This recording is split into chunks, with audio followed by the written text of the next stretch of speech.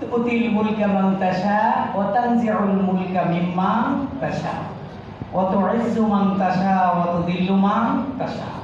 আল্লাহ তাআলা প্রিয় নবী হযরত মুহাম্মদ সাল্লাল্লাহু আলাইহি ওয়াসাল্লামকে বলছেন, হে রাসূল আপনি বলে দিন, কুলিল্লাহুম্মা মালিকাল মুলক, এই রাজত্বের রাজা কে? আল্লাহ। বলে বলেন এই রাজত্বের রাজা কে?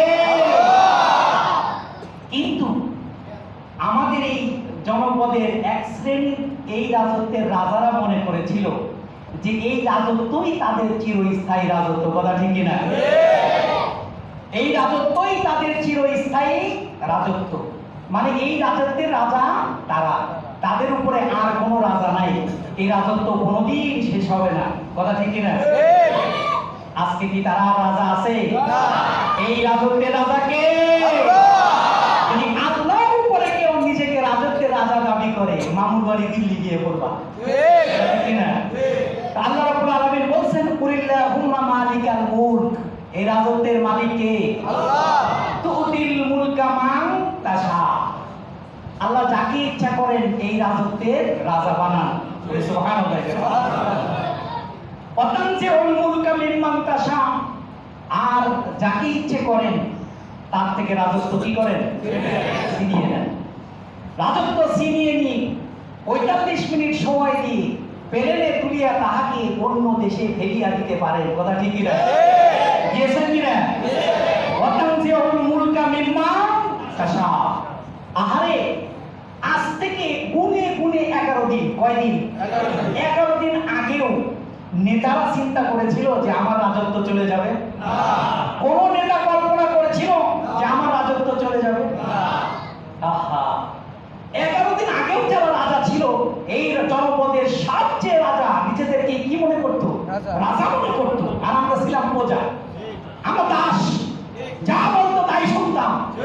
কথা বলার অধিকার ছিল না, মুখ দিয়ে জোরে কথা বলার অধিকার ছিল না, কথা বলার অধিকার ছিল না,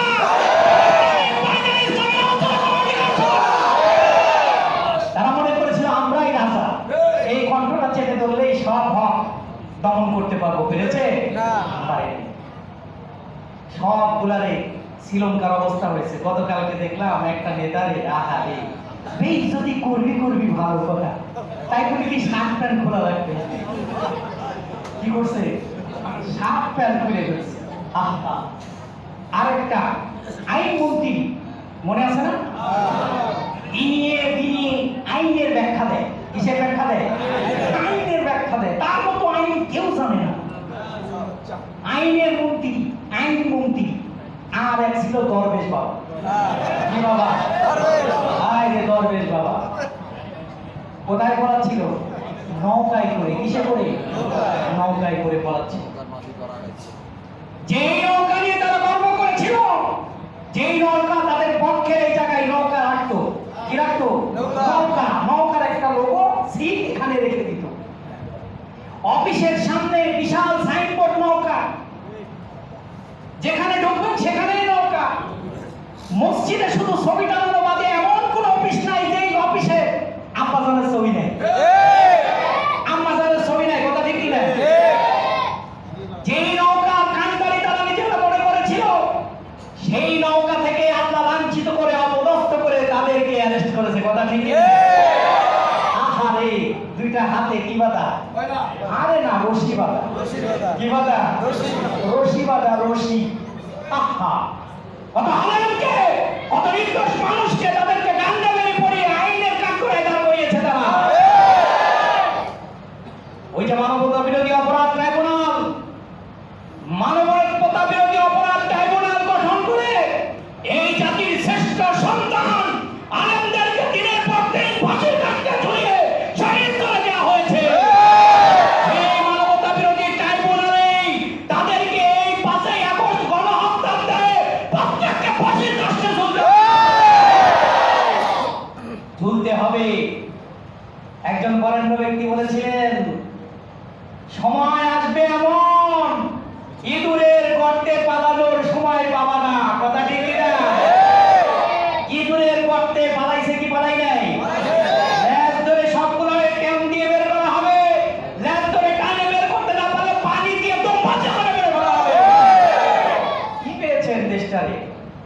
চায় তাই করবেন? এদেশে সূর্য সন্তান হাজার হাজার আলেমদেরকে বন্দী করে তাদেরকে অকাত্যভাবে নির্যাতন করা হয়েছে। আল্লামা মামুনুল হক কত ভালো মানুষ, শাইখুল হাদিসের ছেলে, ইবনে শাইখুল হাদিস আল্লামা মামুনুল হকের মামলা দিছে মানি ব্যাগ চুরির মামলা। কিসের মামলা? এই মানুষটা নাকি মানি ব্যাগ চুরি করছে। এই কথা বললে কেউ বিশ্বাস করবে? হ্যাঁ, জিরাবর শ্রেষ্ঠ যে পাগল, সে পাগলও বিশ্বাস করবে? করবে না। আর এই যে আমাদের শ্রদ্ধাভাজন সবচেয়ে ইসলামের দিন প্রচারটা যেখান থেকে হয়, চরমোনাই বিষয়ে নায়েবে আমিরকে বরিশালের প্রান্তরে তাকে রক্তাক্ত করা হয়েছে। পরিস্থিতি বলে আরে বেটা তোদের মতো ছেলেরা তো চুলা না চোখ না, তাকে রক্তাক্ত করা হয়েছে।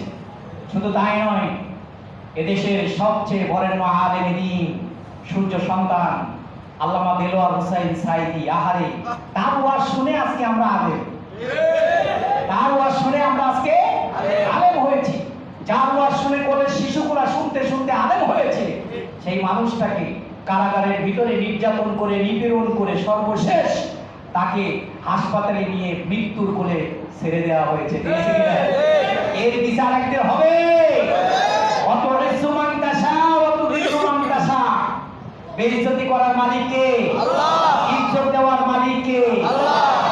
এই 11 দিন আগেও যাদের পিছনে এত ব্যক্তি ছিল, হাই হোসেন করতো, প্রশংসা জ্ঞাপন করতে করতে মুখের ফেনা তুলে ফেলতো, আজকে একটাও খুঁজে পাওয়া যায়? একটাও নাই। এদের বিচার আল্লাহ করবেন ইনশাআল্লাহ। আল্লাহ তাআলা কবুল করুক সবাই বলে আমিন। আমি আলোচনা করব, ছোট্ট মানুষ, ছোট্ট আলোচনা করব, কয়েকটা বিষয় নিয়ে তাফসীর করব। আমি একটি হাদিস এখানে নিয়ে এসেছি, বুখারী শরীফের 660 নম্বর হাদিস, মুসলিম শরীফের 1031 নম্বর হাদিস। হাদিসটি মুত্তাফাকুন আলাইহি। হাদিসের রাবী হযরত আবু হুরায়রা রাদিয়াল্লাহু তাআলা আনহু। এই সাহাবীর নাম শুনেছেন সবাই? জি। এই সাহাবী সবচেয়ে বেশি হাদিস বর্ণনা করেছেন। সুবহানাল্লাহ। রাসূলের সবচেয়ে কাছে ছিলেন, রাসূলের সবচেয়ে কাছে ছিলেন। তিনি ছিলেন আহলুস সুফফা। তিনি কি ছিলেন? তার পরিচিতিটা একটু জেনে নেন। তিনি ছিলেন আহলুস সুফফা। আহলুস সুফফা কারা ছিল? মসজিদে নববীর পাশেই, মসজিদে নববীর পাশেই ইসলাম কবুল করার কারণে, ইসলাম গ্রহণ করার কারণে অনেককে তার পরিবার ছাড়তে হয়েছে, দেশ ছাড়তে হয়েছে, তার বাপকে ছাড়তে হয়েছে, মাকে ছাড়তে হয়েছে, সন্তান সন্ততিকে ছাড়তে হয়েছে। যারা ছেড়ে দিয়ে, সহায় সম্পত্তি ছেড়ে দিয়ে অসহায় হয়ে গিয়েছিল, এই মানুষগুলাকে আহলুস সুফফা বলা হয়। এমন মানুষের সংখ্যা ছিল কতজন বলতে পারবেন? জানেন না? ইসলামের ইতিহাস যদি না জানেন তাহলে মুসলমান হয়ে লাভটা কি? এমন সাহাবীর সংখ্যা ছিল 70 জন। কতজন? 70 জন। তার ভিতরে একজন ছিলেন হযরতে আবু হুরায়রা রাদিয়াল্লাহু তাআলা আনহু। ওনার জীবনের ছোট্ট একটা কাহিনী বলি, যেহেতু ওনার একটা হাদিস আমি বর্ণনা করব। হযরতে আবু হুরায়রা রাদিয়াল্লাহু তাআলা আনহু ক্ষুধার তাড়না, আহলুস সুফফায় যেই খাদ্যগুলো, উপহারগুলো আসতো মসজিদে নববীতে রাসূলুল্লাহ সাল্লাল্লাহু আলাইহি ওয়াসাল্লামের দরবারে, যেই উপহার উপঢৌকন খাদ্য সামগ্রীগুলো আসতো, এগুলো আহলুস সুফফার মাঝে কি করে দিতেন? বিলিয়ে দিতেন, বন্টন করে দিতেন। তো একদিন হযরত আবু হুরায়রা রাদিয়াল্লাহু তাআলা অত্যন্ত ক্ষুধার্ত, ক্ষুধার তাড়নায় আর সহ্য করতে পারে না, মসজিদে নববীর দরজায় গিয়ে বসে গেছে। দূর থেকে দেখছেন হযরত আবু বকর সিদ্দিক রাদিয়াল্লাহু তাআলা আনহু আসছেন। আবু হুরায়রা চিন্তা করলো আবু বকর হয়তো আমাকে ডাকবে। আবু বকর এসেছেন রাদিয়াল্লাহু তাআলা আনহু, এসে মসজিদে নববীতে সালাম দিয়ে প্রবেশ করেছেন। আবু হুরায়রা হতাশ হয়ে গেছে। এরপরে কিছুক্ষণ পরে হযরত ওমর রাদিয়াল্লাহু তাআলা আনহু মসজিদে নববীতে আসলেন। মসজিদে নববীতে আসার পথেই হযরত আবু হুরায়রা রাদিয়াল্লাহু তাআলা আনহু হযরত ওমর রাদিয়াল্লাহু তাআলা আনহুকে দেখে বড় আশান্বিত হলেন, হয়তোবা হযরত ওমর আমাকে খাওয়ার জন্য একটু আমন্ত্রণ জানাবে। এই চিন্তা করে বুক পেতে বসে আছে। এমন সময় হযরত ওমর রাদিয়াল্লাহু তাআলা এসে মসজিদে নববীতে প্রবেশ করেছেন। যখন হযরত আবু বকর মসজিদে প্রবেশ করলেন। হযরত ওমর রাদিয়াল্লাহু তাআলা আনহু মসজিদে প্রবেশ করলেন। কিছুক্ষণ পরে বিশ্বনবী মসজিদে নববীতে প্রবেশ করতে যাবেন। এমন সময় মসজিদে নববীর দরজায় হযরত আবু হুরায়রার শুকনা মুখখানা দেখে বিশ্বনবী বললেন, আবু হুরায়রা তুমি বুঝি কিছু খাও নাই? আবু হুরায়রাকে বলছেন, আবু হুরায়রা তুমি বুঝি কিছু খাও নাই? তোমার মুখটা শুকনা শুকনা মনে হয়। আবু হুরায়রা বলছেন, ইয়া রাসূলুল্লাহ, ইয়া হাবিবাল্লাহ, আমি ক্ষুধার তাড়নায় এতটাই ক্ষুধার্ত আমি মসজিদে নববীর দরজায় দাঁড়িয়েছি। হযরত রাসূলুল্লাহ সাল্লাল্লাহু আলাইহি ওয়াসাল্লাম বললেন, আবু হুরায়রা চলো ঘরে যাই। আবু হুরায়রাকে ঘরে নিয়ে আসলেন বিশ্বনবী। নিয়ে আসার পরে এক পেয়ালা দুধ, এই এক পেয়ালা দুধ আবু হুরায়রাকে বললেন, আবু হুরায়রা, আহলুস সুফফার যত সদস্য আছে সকল সদস্যকে আজকের মেহমানদারির জন্য দাওয়াত দাও। আবু হুরায়রার মুখটা শূন্য ছোট হয়ে গেল। এক পেয়ালা দুধ যদি আহলুস সুফফার মাঝে দেয় আমি তো কিছুই পাবো না। মুখটা ছোট হয়ে গেছে, আরো কালো হয়ে গেছে। বিশ্বনবীর নাম হযরত আবু হুরায়রা রাদিয়াল্লাহু তাআলা আনহু আহলুস সুফফার সদস্যদের ডেকে আনলেন। ডেকে আনার পরে বিশ্বনবী বললেন, আবু হুরায়রা, আজকে এই আহলুস সুফফার মাঝে যে পানীয়টা তুমি বন্টন করবা, দুধটা বন্টন করবা, এই দায়িত্বটা আমি তোমারে দিলাম। আরো মুখ ছোট হয়ে গেছে যে এই যে বন্টন করে এর ভাগ্যে আগে আসে না পরে আসে? চিন্তা করলো, এক পেয়ালা দুধ, এই দুধ যদি আমি বন্টন করতে যাই তাহলে প্রথম থেকে বন্টন করে আদৌ কি আমি আমার ভাগে কিছু পাবো? মুখটা কি হয়ে গেছে? মলিন হয়ে গেছে। হযরত আবু হুরায়রা রাদিয়াল্লাহু তাআলা আনহু আহলুস সুফফা সাহাবীদের মাঝে দুধ বন্টন করা শুরু করলেন। দুধ বন্টন করতে করতে যখন সর্বশেষ সাহাবীর কাছে গিয়েছেন, আবু হুরায়রা রাদিয়াল্লাহু তাআলা আনহু দুধ বন্টন করে যতটুকু দুধ দিয়ে শুরু করেছিলেন তেমন পেয়ালা ভর্তি দুধই অবশিষ্ট থেকে গেল। মুখটা লজ্জায় বলি লাল হয়ে গেল। বিশ্বনবী বলেন, আবু হুরায়রা এবার তুমি পান করো। আবু হুরায়রা পান করে গ্লাসের দুধ শেষ হয় না। আবু হুরায়রা পান করে গ্লাসের দুধ শেষ হয় না। বিশ্বনবীর দিকে তাকাইয়া আবু হুরায়রার মুখটা আরো লজ্জায় লজ্জিত হয়ে গেল। বিশ্বনবী বললেন, আবু হুরায়রা চাইলে তুমি আর একটু পান করতে পারো। আবু হুরায়রা আরেকটু পান করলেন। পান করার পরে বললেন, আরেকটু খাওয়া? আবু হুরায়রা বলছেন, না। ইয়া রাসূলুল্লাহ, ইয়া হাবিবাল্লাহ, আমার পেট ভরে গেছে। বরকত দেওয়ার মালিক কে? ইনি হচ্ছেন হযরত আবু হুরায়রা রাদিয়াল্লাহু তাআলা আনহু। উনি একটি হাদিস বর্ণনা করছেন।